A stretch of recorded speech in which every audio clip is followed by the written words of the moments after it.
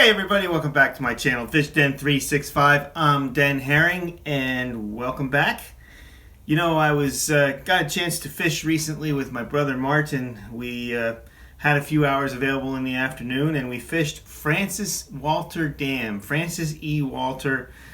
It's been probably nearly 50 years since I've been there. I was there, the last time I was there, my dad took my brother and I fishing for trout. I was probably about 10 years old. And so it's been a long time. Now, the lake has changed over the years. They raise it up to full pool now in the summertime. And it's actually a very large lake then, but then each fall they draw it way down. I mean, they draw it way down. And I'll take a look at some of these pictures of the lake. When you look at the pictures, it almost resembles a canyon reservoir. You've got these giant bluff walls and big cliffs, giant drop-offs. And as you can see with some of these pictures right now, it really is impressive with how how the rock walls are and how the lake is laid out, almost like what you would expect out in the west with canyon type reservoirs. So this was an interesting trip for me because I didn't know what to expect. I haven't been to Francis Walter. I don't hear much about it either. It doesn't get a lot of attention, and it doesn't seem to be fished very hard either. It does seem to have some locals that fish it regularly, though. When we were there, we kind of noticed that there were a couple guys fishing from shore that seemed to be there all the time. Some other guys in boats that understood the lake pretty well. But we went out there just for an afternoon, for a few hours, to see what we can do. We actually spent some time. We went up the Lehigh River arm and explored up there a little bit. My brother was interested in one of the creeks that runs in, so we looked around there, got out of the boat and walked a bit. But we did fish as well, and well, you can see how we did. We'll show you that footage right now.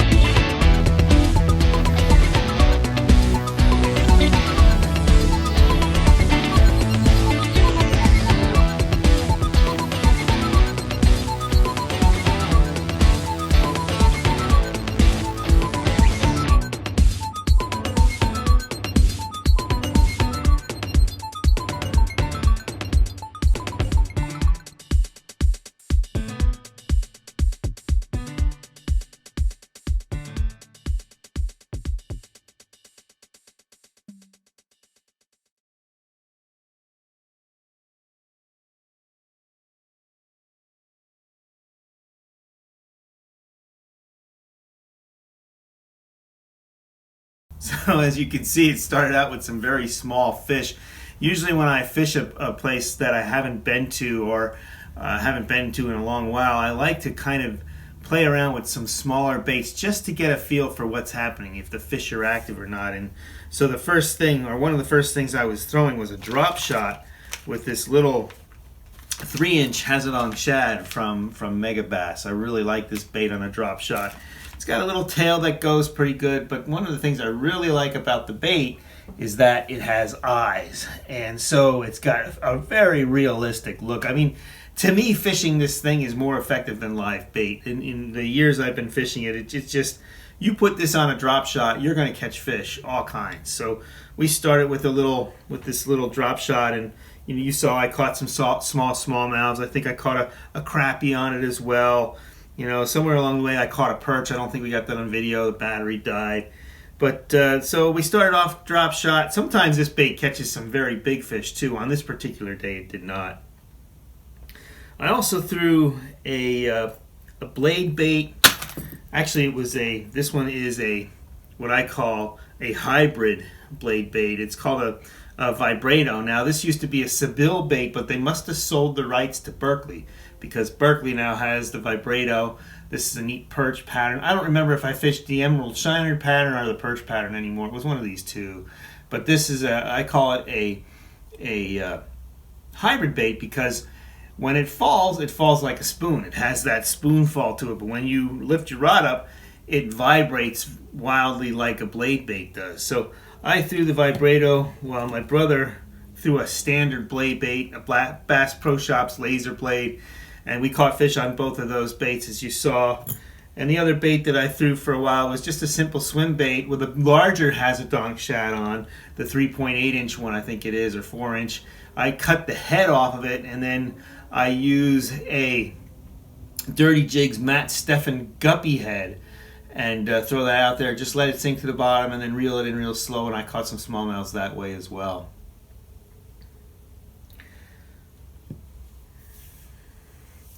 So it was good getting back out there again. The water is very clear. It was a pretty cold day. The water temperatures on that day were very low. Now, they drew this lake down, so that could have threw things off because it's a deep lake, and I'm sure in the summer that thing was stratified. They have a release that goes under the dam, so that may be why the water was so cold. It was actually in the low 50s, 51, 52, and by the time 4 o'clock rolled around, the fishing kind of shut off at like 4:30 or so, 4:30, 5 o'clock. And the water temperature actually went down into the 40s. It was like 48, 49 degrees. It was crazy. This is a few weeks back before we had this warm spell. So right now the water might even be probably a little warmer than that, because we had this tremendous warm spell of several days. But it was an interesting experience fishing out there. I believe there's a very good population of smallmouths in there.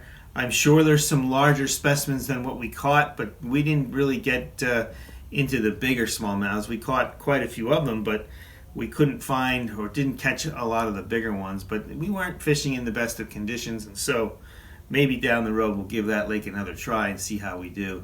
Definitely could be a good blade bait lake under the right circumstances. I felt that. And of course, these other, these swim baits and drop shotting, they're very effective techniques in clear water, and that's what this lake was all about. Well, if you liked the video, please give me a thumbs up. Don't forget to subscribe to the channel. Tell your friends. Let them know that I've got this channel out there that basically is all about the art and science of fishing, especially bass fishing. Hopefully, I'm getting a lot of good comments. I'm growing the channel, and I want to continue to get more subscribers and continue to grow the channel, grow the community, because we have a community of fishermen now that are regularly commenting. That is the greatest part of my channel from my point of view. I really enjoy that and love to be part of that. So thank everybody. Thank you all. Deeply appreciate your viewership, and hopefully I'd like to keep doing this for many more years. With that said, be safe out there, and may God bless your fishing endeavors.